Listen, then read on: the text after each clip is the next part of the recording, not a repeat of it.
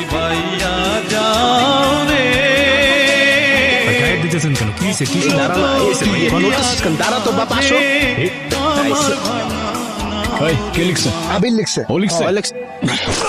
ভাই আমার মারতেছেন কেন? কি করছে আমি? Fucking act like an innocent, huh? Huh? You know what you did, huh? আর যেটা করছিস সেটা করার আগে তোর বোঝা উচিত ছিল। তোমার শহরে আর ফিরবো না। রেখে দিল একবারের জন্য, তুমি তুই যাকে ফিরেও চাও তাকাবে না। তাহলে এখন আমরা কি করবি?